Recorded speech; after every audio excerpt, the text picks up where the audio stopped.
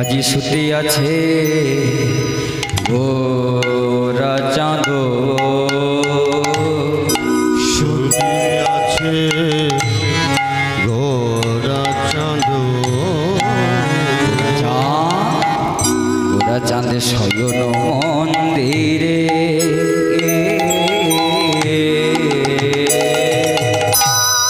শুতে আছে গোরা চাঁদ শয়ন মন্দিরে। ওই বিচিত্র পালঙ্ক ও ও সেজ আমারতে মন হরে মন হরে। বিচির পালঙ্ক সেজ জীবন হরে হরে,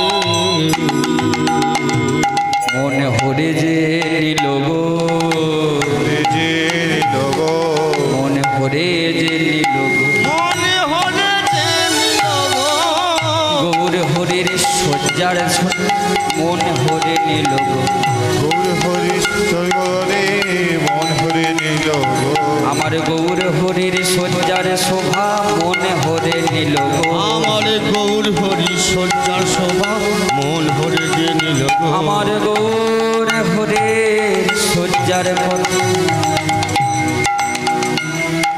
তোমরা মন ভরে দর্শন করো। নিতাই গৌর হরি হরি বল।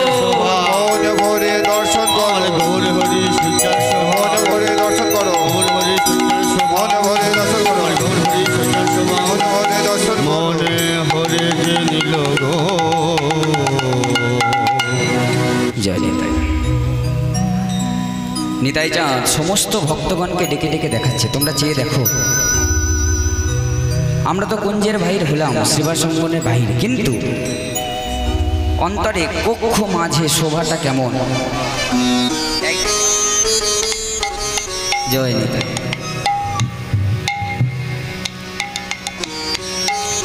চেয়ে দেখো, ছুটি আছে গোরা চাঁদ শয়ন মন্দিরে,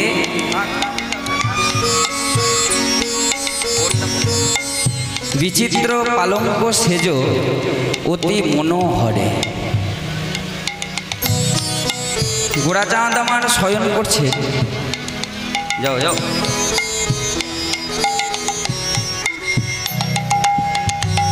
গোরা চাঁদ আমার শয়ন করছে।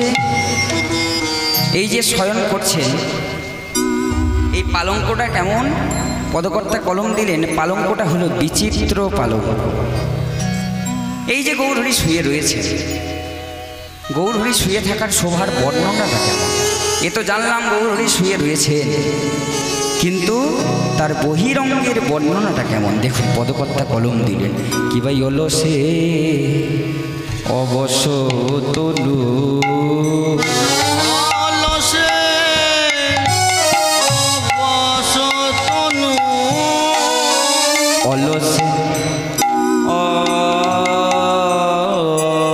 অলসে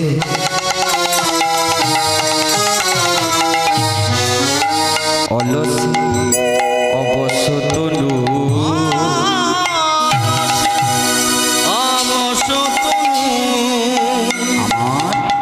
আমার গোড়া নটোরা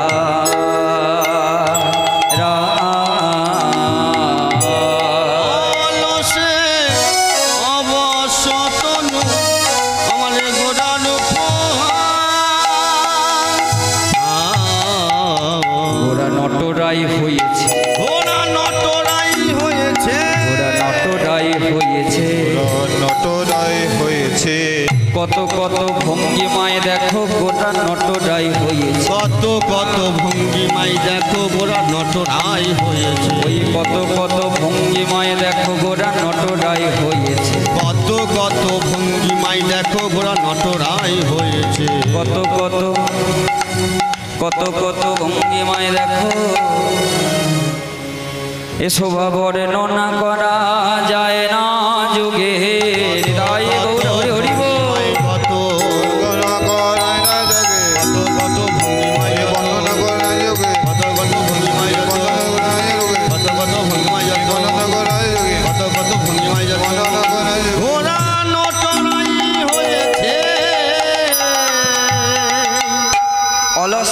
অবসতনু গোড়া নটরায়। আমরা কোনোদিন যদি রাত্রি 3টে পর্যন্ত জাগরণ করি, 3টে-4টে পর্যন্ত, যেমন কাল রাত্রেও অনেকটা রাত হয়ে গেছিল, হ্যাঁ, এতটা রাত করার পরে যখন আমরা বিছানায় শুতে যাই, খাটের উপরে শুতে যাই, সেই একই রকম শোভা মহাপ্রভুর ক্ষেত্রে বর্ণনা করছে। দেখবেন সারা রাত্রি জাগরণ করে ভোরকালে যদি আমরা শয়ন করতে যাই, সেই সময় আমাদের ঘুমটা এত তীব্র লাগে যে আমাদের যে অঙ্গ এটা একদম অলসতায় পরিপূর্ণ হয়। তখন যদি কেউ বিরক্ত করে, কেউ ডাকতে আসে, আমাদের বড় বিরক্ত লেগে যায়। এই বাবা এত রাত্রি যে এই মুহূর্তে এই একটু আগে ঘুমালাম, আবার এইভাবে জ্বালাতে এসছিস, এইরকম আমাদের একটা ব্যক্ততা হয়। তা মহাপ্রভু সারা রাত্রি ধরে নিচে গিয়ে ক্লান্ত পরিশ্রান্ত হয়ে তার যে শোভার বর্ণনা দেখুন। মহাপ্রভুরও অঙ্গটা আজকে দেখে মনে হচ্ছে অবশ। পদকর্তার ভাব মাধুর্য কত সুন্দর দেখুন। অলস অঙ্গ মহাপ্রভু, অলস অঙ্গে শয়ন করছেন খাটের উপরে, পালঙ্কের উপরে, কিন্তু তার পরের কথাটাই আবার কত সুন্দর লিখলেন দেখুন পদকর্তা। অলসে অবশ তনু গোড়া নটরায়। কিরকম মিলল না তো? একবার বলছে মহাপ্রভু শুয়ে রয়েছে, অলস অঙ্গ তার কিছু ভালো লাগছে না, সে ঘুমাতে পছন্দ করছে এখন। আবার পরেই বলা হলো গোড়া নটরায়। নটরায় মানে নানা নানা নৃত্যের ভঙ্গিমা করছে। তাহলে শুয়ে শুয়ে নৃত্যের ভঙ্গিমা কেমন করে হবে? দেখুন পদকর্তা কতটা অন্তর্নিহিত ভাব থেকে দর্শন করছে। ওরা শুয়ে রয়েছে, কিন্তু আবার দেখে মনে হচ্ছে যেন নৃত্য করছে, আমাদেরকে যেন নৃত্য দেখাচ্ছে। পদকর্তা ভাঙন দিয়ে কি বোঝালেন?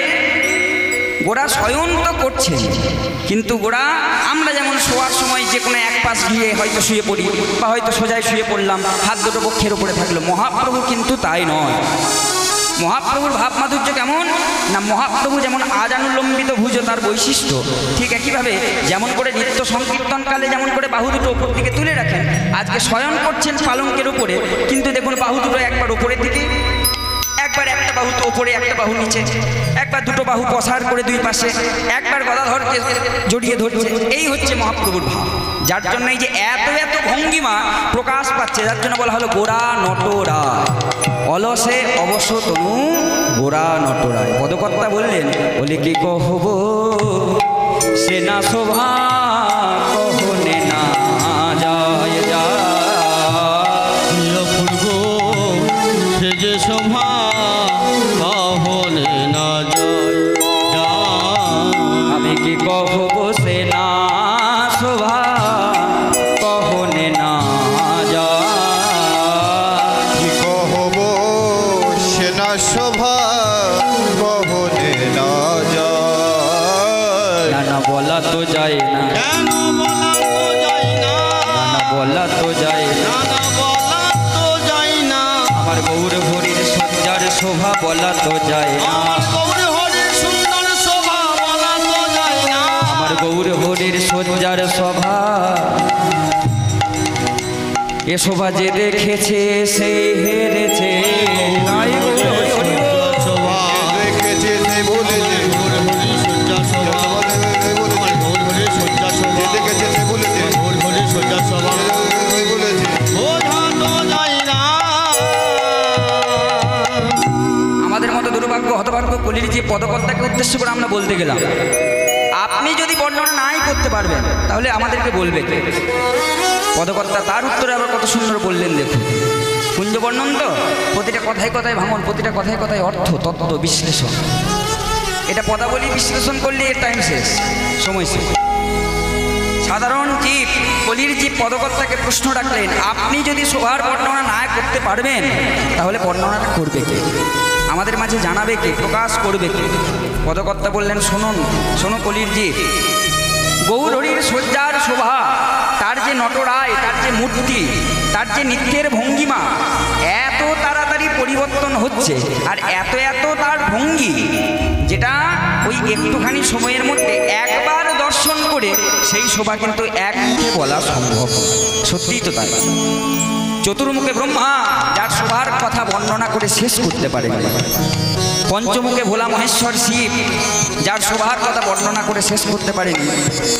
আমি আপনি দুর্ভাগ্য হতভাগ্য কলির জীব একটা তো বদন দিয়েছি, তার মধ্যে সারা দিন রাত্রি ধরে মায়া সংসারের কথায় আবদ্ধ, তারপরে গৌর হরির শোভার কথা আমরা এক মুখে বর্ণনা করি কি করে? তাই বলে দিল পদকর্তা, শোনো আমি তোমাদের হয়ে বলে দিলাম, এই যে গৌরহরির শয়ন শোভা, এই শয়ন শোভার কোনো বর্ণনা করা যায় না। তাহলে বর্ণনাটা কেমন হলো? মহাপ্রভু আমার শয়ন করছেন, তার অঙ্গটা অলস অবশ, আর তার নৃত্যের ভঙ্গিমা ফুটে উঠছে। এটা হলো বহির্জগতে, বাইরে থেকে দেখলে এইটুকু বোঝা যাচ্ছে। কিন্তু এরপরে একটু অন্তর্জগতের চাহনি দিয়ে যখন পদকর্তা দেখলেন, তখন কি দেখলেন জানেন? ওই না মেঘে রবি ঝুরি কি বা, মেঘে রবি ঝুরি কি বা, মেঘে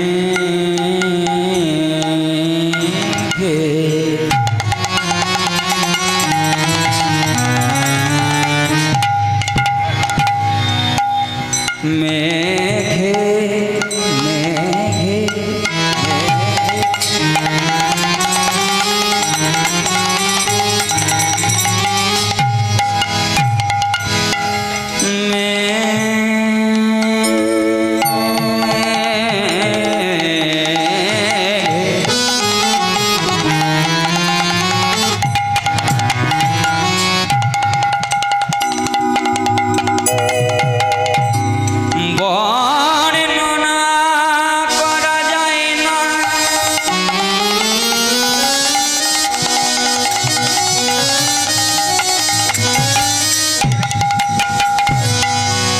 গোরার সবাই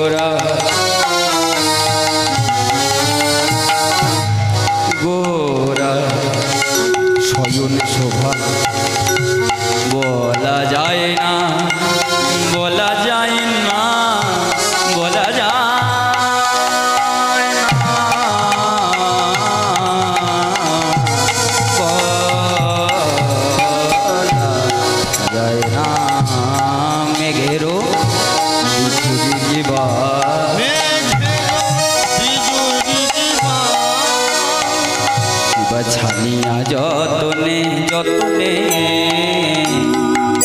মেঘে রবি ঝুরি কি বা, ছানিয়া যতনে, ওই কত রস কত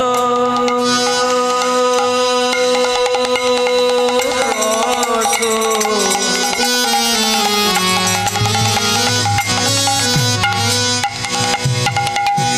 আজি কত রস দিয়া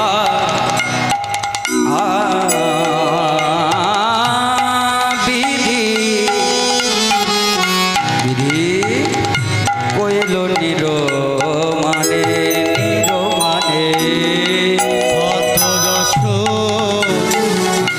হইরা বিধি, বিধি আমার করিল নিরমানে নিরমানে, বিধি নিরমান করেছে নিরমান করেছে, নিরমান করেছে নিরমান করেছে, নিজে ভেঙে নিজে গড়ে নিরমান করেছে, নিরমানে নিরমান করেছে, সে নিজে ভেঙে নিজে গড়ে নিরমান করেছে, নিজে ভেঙে নিজে গড়ে নিরমান করেছে। পদাবলী আস্বাদন করছি দেখুন। মেঘেরও বিজুড়ি কিবা ছানিয়া যতনে, কত রস দিয়া বিধি কইল নিরমানে। এতক্ষণ পর্যন্ত শুধু গৌরহরির বহির্জগতের ভাবতত্ত্ব লীলাতত্ত্ব আমরা আস্বাদন করলাম। জয় নিতাই। যে গৌরহরির অঙ্গটা অলস, সেই অঙ্গে নানা নানা নৃত্যের ভঙ্গিমা দর্শন করাচ্ছে। এবার অন্তরঙ্গ দিক থেকে ভঙ্গিমা কেমন দেখুন। গৌরহরির যে শোভা, সেই শোভার বর্ণনা কেমন দেওয়া হচ্ছে। মেঘেরও বিঝুরি কিবা ছানিয়া যতন।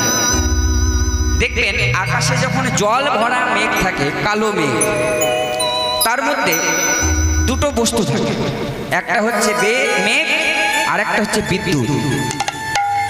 কারণ ওই বিদ্যুৎটা সাহায্য করে বজ্রের জন্য, বিদ্যুৎ সাহায্য করে ইলেকট্রিসিটির জন্য, আর মেঘ সে সাহায্য করে এই পৃথিবীতে জল করার জন্য। এইবার দেখুন, যখন আমরা মেঘটাকে দর্শন করছি তখন মেঘ আর বিদ্যুৎ কিন্তু এক জায়গায় রয়েছে। কিন্তু গৌরহরির অন্তরঙ্গ শোভা বর্ণনা করতে গিয়ে পদকর্তা বললেন, গৌরহরির অন্তরটা এমনই যে সেখানে মেঘ আর বিদ্যুৎ একসাথে থাকতে পারবে। তাই আমি কি করছি জানো, ওই যে কালো মেঘটাকে বাদ দিয়ে দিচ্ছি, ওই মেঘের মধ্যে থেকে যেটা পরিষ্কার শুদ্ধ বিদ্যুৎ থাকছে, সেই বিদ্যুৎটাকে আমি ছাঁকনি দিয়ে ছেঁকে নিয়েছি। তাহলে মেঘটাকে বাদ চলে গেল, মেঘ বাদ পড়ে গেল, শুধু বিদ্যুৎটাকে আমি ছেঁকে নিলাম। আর ওই যে ছাঁকা বিদ্যুৎ, সেই বিদ্যুৎ দিয়ে গৌরহরির অন্তরের শোভা তৈরি করা হয়েছে। পাশ থেকে এক ভক্ত প্রশ্ন রাখলো, আকাশের বিদ্যুৎ, সেই আকাশের বিদ্যুৎ দেখবেন যখন এই ভূমিতে পতিত হয় তখন দেখবেন সেটা ক্ষতির কারণ হয়। কোথাও বিদ্যুৎ পড়লে, বজ্র বিদ্যুৎ হলে সেখানে আগুন ধরে যায়, মানুষের উপরে পড়লে মানুষ মারা যাবে, জীবজগতের ক্ষতি হতে পারে। আবার বিদ্যুৎ তার যে শক্তি, সেই শক্তিটা মানুষের কোনো শুদ্ধ ভক্তি প্রেমে কোনো কাজে লাগে না। বহির্জগতে কাজে লাগতে পারে, প্রাকৃতিক জগতে কাজে লাগতে পারে। তাহলে সেই বিদ্যুতের সাথে গৌরহরির তুলনাটা কিভাবে করা যায়? পদকর্তা বললেন, দেখো, আকাশের বিদ্যুৎ যেটা, সেই বিদ্যুৎ হলো চঞ্চল। কারণ আমরা কখনো এটা দেখি না যে একটা বিদ্যুৎ মালা, একটা বিদ্যুৎ রাশি একসাথে একই জায়গায় 1 ঘন্টা ধরে পতিত হচ্ছে, সেটা কিন্তু তার কাজ হচ্ছে কয়েক সেকেন্ডে, এলো, ক্ষতির কারণ হলেও চলে গেল, আবার একটা অন্য জায়গায় পড়বে। তাহলে আকাশের বিদ্যুৎ, সেই বিদ্যুৎ হলো চঞ্চল। কিন্তু আমার গৌর সুন্দরকে যে বিদ্যুৎ দিয়ে তৈরি করা হয়েছে, সেই বিদ্যুৎ কিন্তু চঞ্চল নয়, সেই বিদ্যুৎ হলো স্থির বিদ্যুৎ। আর এই বিদ্যুতের রসমালা, এই দেখুন, রসের কথা যদি হয়, সেখানে গৌরহরির যে রসমাধুর্য, এটা চন্দ্রের সুধার সাথে তুলনা করা হয়। শাস্ত্রে বলা হয়, চাঁদকে যদি নিংড়ানো যায়, গামছা যেমন আমরা নিংড়াই, তার ভেতর থেকে জল বর্ষণ হয়, জলটা বেরিয়ে চলে আসে, ঠিক একইভাবে চাঁদকে যদি হাতের মুঠোয় ধরে চাঁদকে নিংড়ানো যায়, মোচড়ানো যায়, তাহলে চাঁদ থেকে অবিরাম ধারাতে, অবিরাম গতিতে সুধা নির্গত হয়, সুধা বেরিয়ে আসে, অমৃত বেরিয়ে আসে। এইবার চাঁদের সাথে গৌরহরির তুলনা করতে গেলেন, দিয়ে বললেন, তাহলে একটা চাঁদের মধ্যে যে সুধা আছে, তাহলে সেই সুধা দিয়ে গৌরহরিকে তৈরি করা হয়েছে।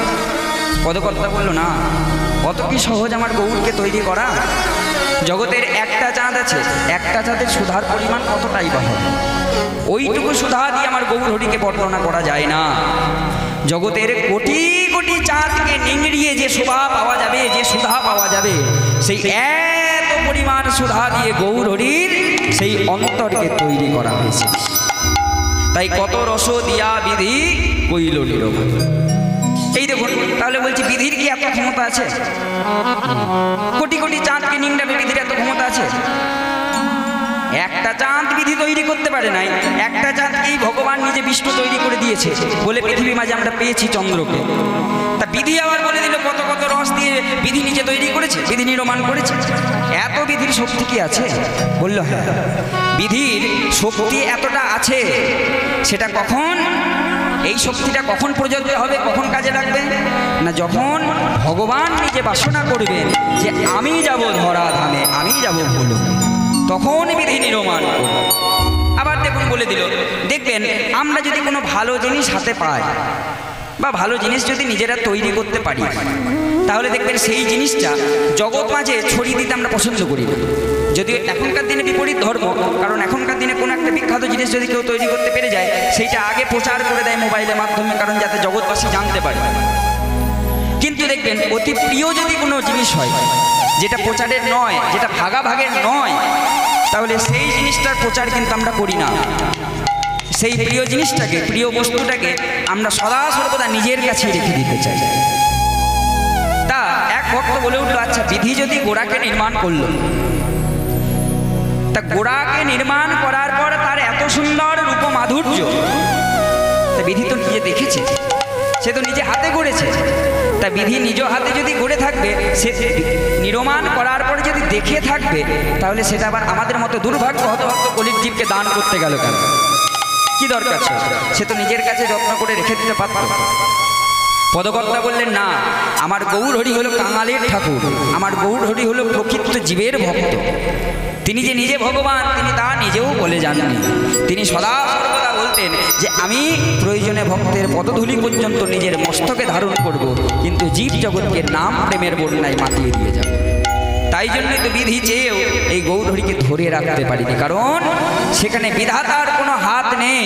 গৌরহরি নিজের ইচ্ছায় এসে নাম প্রেম প্রচার করে কলির জীবকে উদ্ধার করে দিলেন।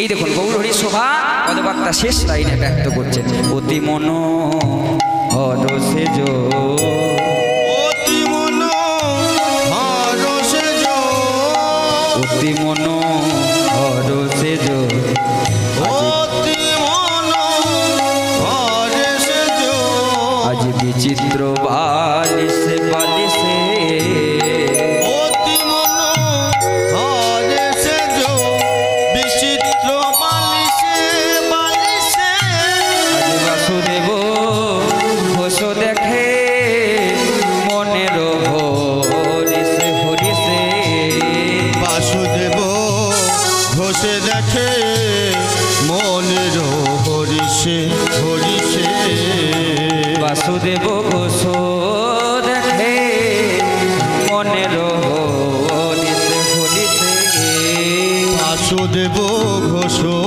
দেখে মনের হরিষে হরিষে, আজ বাসুদেব ঘোষ